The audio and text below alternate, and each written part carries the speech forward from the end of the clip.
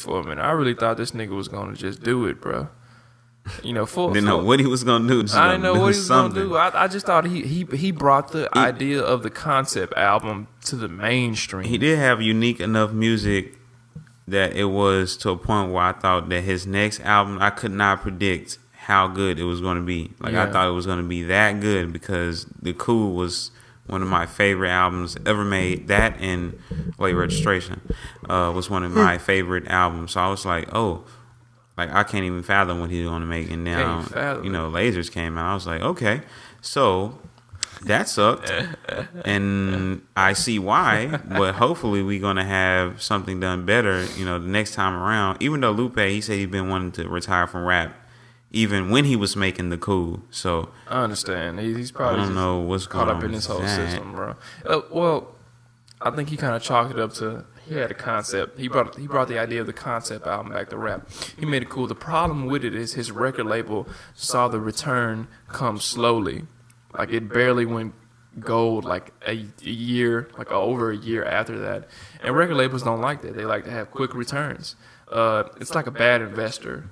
You know what I'm saying? Like a nigga that invests in something and then he expected like double his money in 3 months when really you double your money in like 2, 4, 5, 6 years, you know, depending on the market.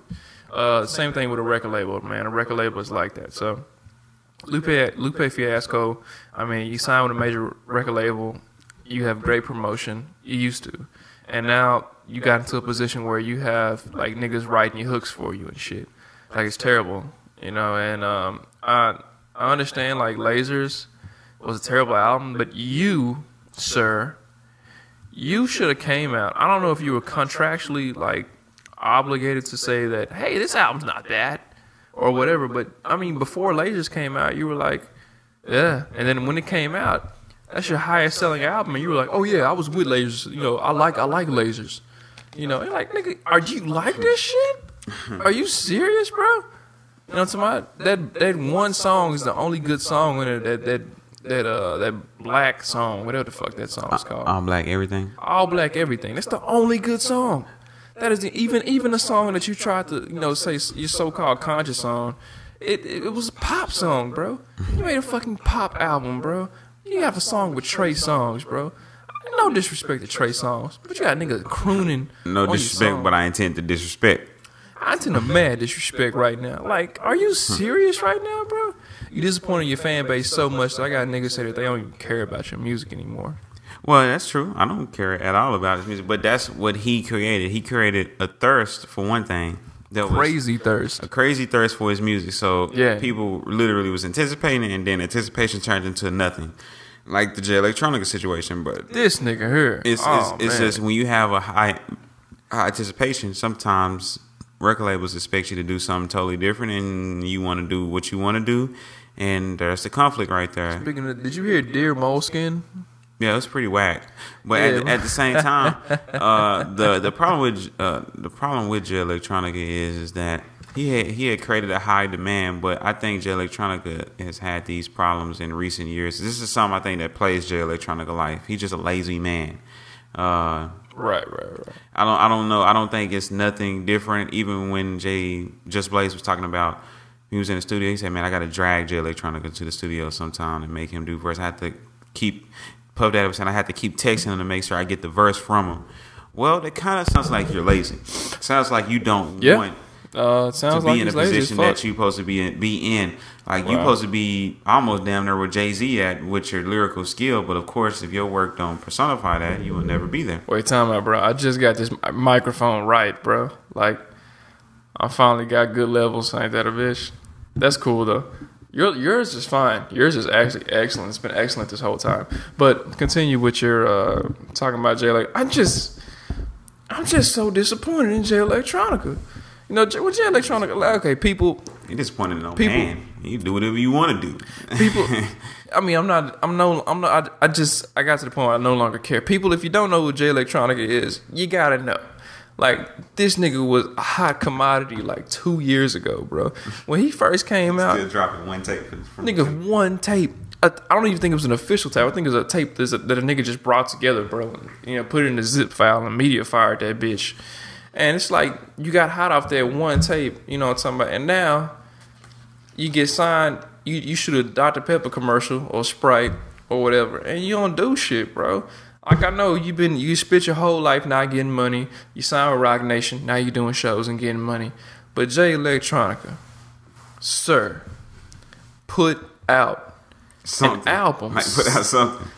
Something that's worthwhile. And then don't wait 3 months to put out one song that is not like no matter how cold a song is, you'll never meet your expectation because people is like, just better go super hard. So you'll never meet it. Yeah. But it doesn't help for you to put out a whack song. You fucking up yourself. You're doing that whole Dr. Dre thing and that detox shit. Like you waiting so long, people's expectations are just gonna rise higher and higher and higher, sir. You don't. I understand. And that's one thing I see how record labels make it effective. Like they make you go ahead and drop the album just for the heck of it, and looks like my laptop is about to crash. But they make you go ahead and drop the album because if you have a high demand right then and there, yeah, let's go ahead and make the album because it wouldn't make no sense not to put you out now and then put you out 2 years later. So that's where Jay Electronica failed at. I think because he wasn't working like a label. You know what? I think when it all boils down to it, signing him to Rock Nation was a bad idea because I see Jay-Z's management style, and I'm gonna just put this out there. When Jay-Z was head of Def Jam, he really wasn't into the artist like he should have been. You know what I'm saying? I mean, he Jay-Z did. Because even J. Cole said he was like artists their space. Yeah, he gives them the space. He doesn't police them. Of course, he has to listen to the whole album and give his thoughts and his critique and say, "Hey, this is a single. This is not a single." But at the same time, though, that's kind of the new thing that artists are looking for. They're kind of looking for a record label that doesn't tell them to destroy their artistry. But at the same time, when you have a lazy guy, it doesn't benefit a lazy artist because then you don't have people putting stuff together. You have like with Jay Electronica, instead of him putting out music, he was putting out videos of him going to Bangkok fighting martial arts masters. Like I was like, what does this have to do with music? Like ultimately, you are a music artist. Or he'll put I don't want to see you praying in the streets of Bangkok. It has nothing to do with music. Or he'll put out some shit where he's got a verse on a dedicated to Biggie Smalls or something. I mean, it wasn't that bad, but it was still stupid though. I was like, are you fucking serious, man? Are you fucking serious? Like, and I understand. Like, I saw the video with Just Blaze, and I was like, you know what? It kind of makes sense. Like, this nigga seems like a lazy ass nigga, bro. He seems like I don't know. I don't know. If you have talent of that magnitude, it's a reason why he was 30 something and sleeping on a bench. Hey, and then they was shit, like, best quote of the night. I can't believe you can rap. Best quote of the night, man. If it's a reason why it took until you were 30 something for you to get hot with your lyrics, sir. It's a reason why, even though we have music from when you were 20 something and you were still killing back then, it's a reason why. Like you was fucking with Mr. Porter and them. I don't hear nothing about that no more. Like, did it go sour or what? What's the deal with that? But, you know, I guess they felt like, oh, this nigga's so lazy. We can't do nothing with this nigga. So, you know, I liken that to other artists I know. So, it's like, niggas, stop being lazy, bro. Like, what are you going to do for the rest of your life? You might as well make your art, bro. The only person that they're harming though with them being lazy is themselves. Yeah, it's themselves. They're not doing anything for anybody else but wasting their time. So that's why you have people that gravitate, you know, away from him. Like Jay Electronica. No, I mean, Just Blaze no longer, I think, works with Jay Electronica. I'm pretty sure he sends some tracks and stuff like that, but I don't think he works with him like he used to. Of course, because he will be making music. Like why come you only have Exhibit C? How come y'all didn't continue to make music? Where the fuck is Exhibit B at too? I want to hear that shit. Most definitely can rip that. At the end of the day, that could have been a whole saga in itself. But you know, once again, you know, work ethic proves the best in everything. It doesn't matter how cold you are. If you don't produce product in a timely, you know, at a timely rate, in a timely manner, you know, it's not gonna. And that's not saying you have to be on some type of schedule. It's just, I mean, just be honest with yourself. If you listen to an artist, schedule can help. A schedule can help for a person that doesn't drop anything like him. It will help. But if you're an artist and let's say you you listen to a specific artist and he's making great material. Like the best example I can think of is Kendrick Lamar. One project per year, maybe two, but he builds up the anticipation and he gives you enough on one album to hold you over for the entire year. It's an interesting thing. That's kind of what that's kind of the method that David Banner was talking about to kind of bring it right back down to what we were talking about. Creating scarcity about your music versus artists who put out a whole bunch of content initially to get known. I kind of see it two ways because it can always work. It can work both ways. It can't just work one way within this case because with either way it can work. It's still going to be a right way to do it. Either it's going to be quality versus quantity or quantity versus quality. So at the same time, you have Kendrick Lamar, who's very quality controlled, so he puts out a lot less songs.